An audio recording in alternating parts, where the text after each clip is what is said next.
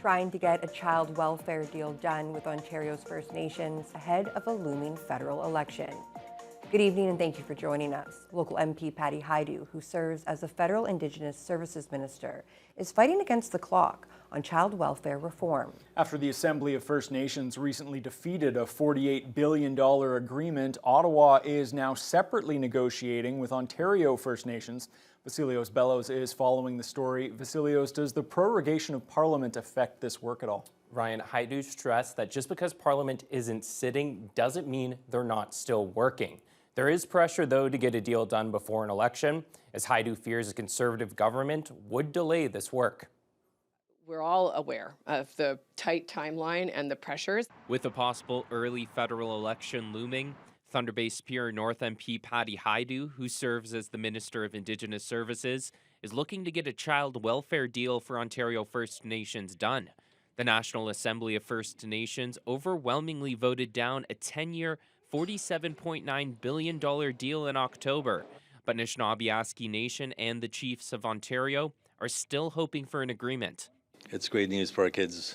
NAN Grand Chief Alvin Fiddler says their member communities are hoping for a fair deal soon. Fiddler talks about what that monumental moment would mean to them. Give our communities the resources that they need to look after their own children, and also for the jurisdictional shift to happen so that the authority, the control will go back to the communities. They were devastated when the deal fell through and approached the Government of Canada to cease litigation so that the Ontario First Nations families could move forward with the spirit of the final settlement agreement. Hajdu wouldn't reveal the dollar value of the deal, saying it would be inappropriate in the middle of discussions with the NAN and the OFN. While Hajdu says a prorogued parliament shouldn't delay any of the negotiations, she admits there's a tight timeline considering opposition parties are calling for an early election. If a deal isn't done before then, Hajdu isn't optimistic the next potential government will keep the work going. I think that the Conservative government will put a pause on all of this work, yes. And I think obviously the courts will have something to say about that, but it will delay for potentially years the work that we've been undertaking with CUNAN and indeed AFN. Hajdu couldn't specifically say when a deal will be signed. Vasilios Bellows, TBT News. Well, with the resignation announcement from Prime Minister Justin Trudeau, the Liberals, of course, find themselves in the middle of a pivotal leadership race. Many questions now how the party can recover from the turmoil. Brendan Miller spoke with a political science professor at Lakehead University to discuss what could be on the horizon. Trudeau is out, but who will replace him? The next Liberal Party leader is still very much up in the air, with only 2 names in the race for the position at this time and nominations closing on January 27th. It's unclear who might want to be Prime Minister. Once Parliament resumes, of course, there's a strong possibility of a non-confidence vote. To help make sense of this issue, we spoke with Associate Professor and Chair of Political Science at Lakehead University, Toby Rollo, who thought the Liberal strategy is correct, given their situation. This was the right move for the Liberal Party. Maybe not for the Canadian people or for the Conservative Party, the other parties, but for the Liberal Party, it was smart for Trudeau to step down, have a leadership convention, see what kind of leader the Liberals can get in front of them moving into the next election, and they could probably, well, they will certainly increase their chances of getting more seats. Further, Rollo mentioned that the Liberal parties should do their best to elect a candidate with very few ties or commonalities with the Prime Minister. It would have to be somebody who isn't really associated with Trudeau, because the Conservative strategy now is going to be painting anybody who served under Trudeau as a Trudeau clone. And so the best strategic move would be to try to find somebody who's only loosely associated with Trudeau. It might not be easy, but I don't know who that candidate would be either. Despite the difference we see and hear on the surface between Poilievre and Trudeau, Rollo insists Canadians shouldn't get their hopes up for a drastic shift in policy. Well, when push comes to shove, Poilievre and Trudeau tend to vote together. So, for instance, last month, Jagmeet Singh tabled a motion to permanently remove the GST, given the affordability crisis, to permanently remove the GST from essential items like household heating, children's clothing, diapers, groceries, things like that. Both Poilievre and Trudeau voted against the motion.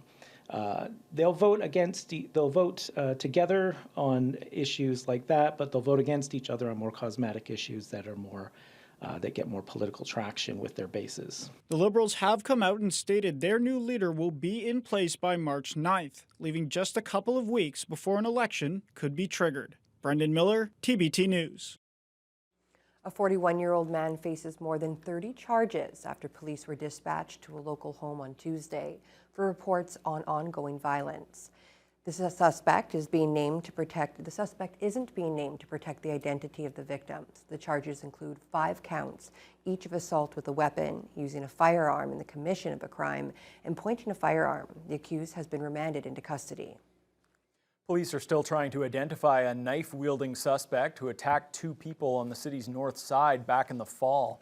Officers were called just after 3 a.m. on October 27th after a man and woman were slashed by an edged weapon and sent to hospital with non-life-threatening injuries. The suspect is described as an Indigenous man between the ages of 25 and 40 and about 6 feet tall with a medium build. He's said to have distinctive upper canine teeth that are pointed up and out. The suspect was reportedly wearing a gray or dark-colored hoodie with a red or burgundy backpack. Anyone with information about the suspect is asked to contact Thunder Bay Police or Crime Stoppers.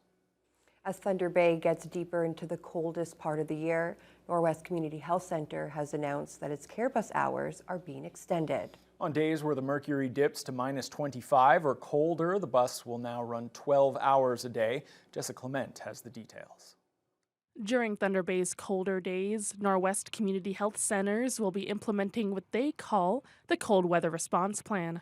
It'll extend the care bus's hours to get Thunder Bay's most vulnerable population out of the cold sooner. So anytime that we recognize that the weather is going to be below negative 25 or feels like it's below negative 25, we're going to start the care bus at 9 a.m.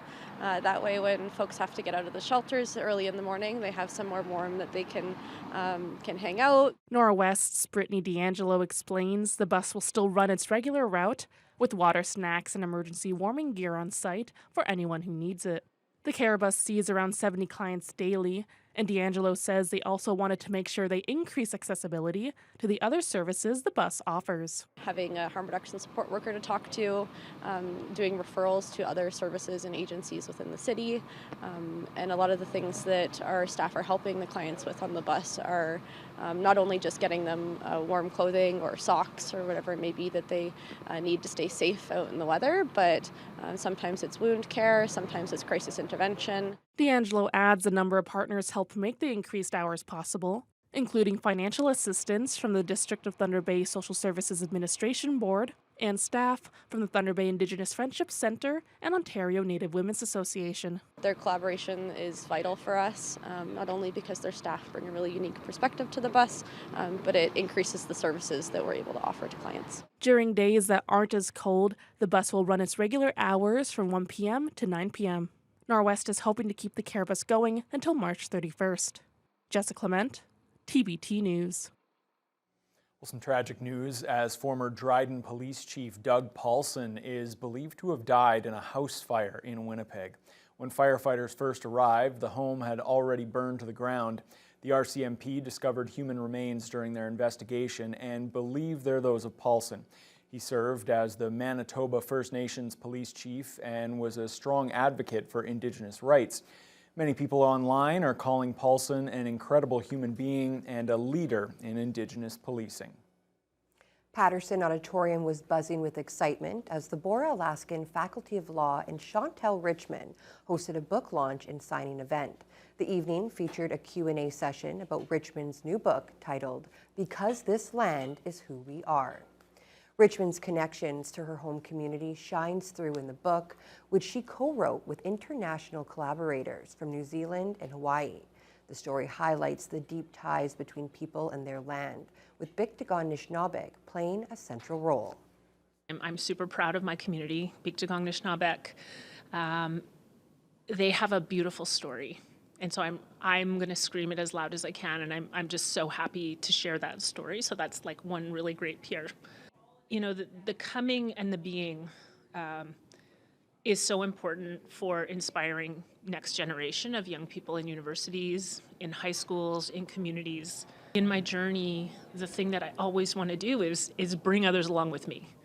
And so I'm really excited for the young students who are in the audience, for the community members, for other people to see and hear from, you know, the journey that I took.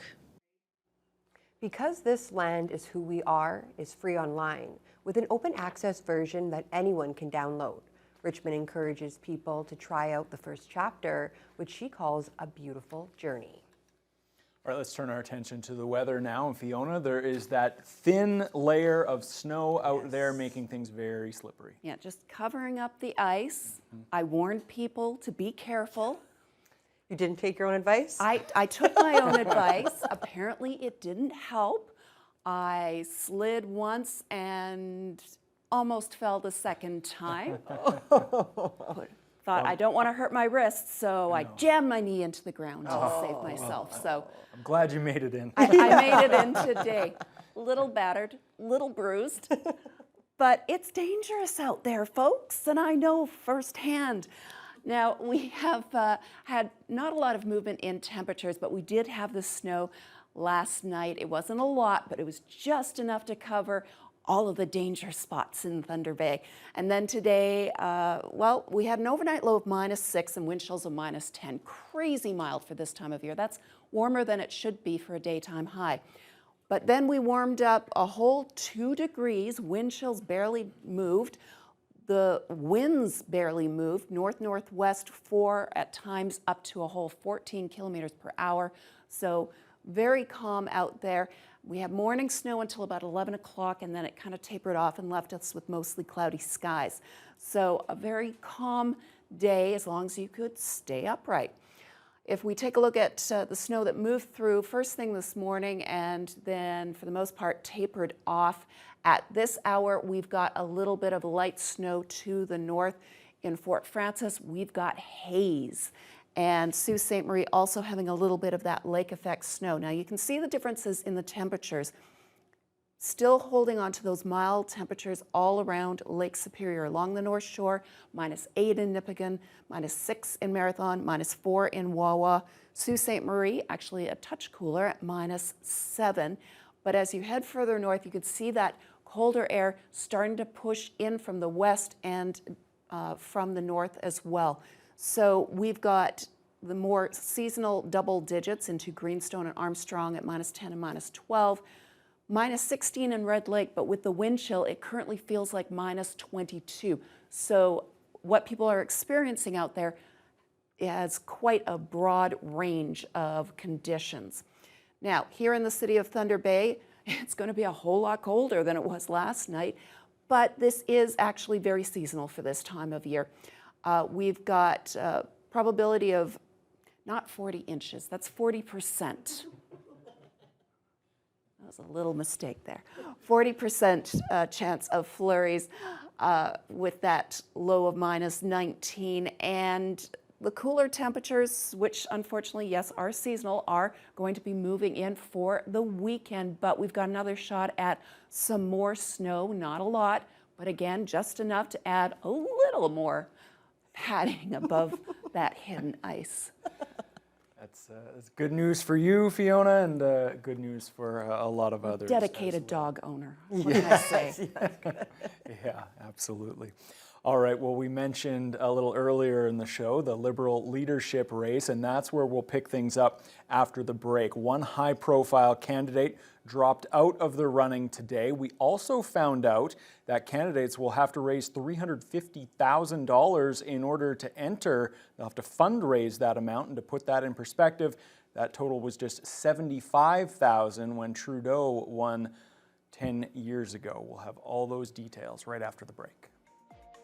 The reality is I'm foreign minister at a time that is crucial in our history, and Canadians are anxious.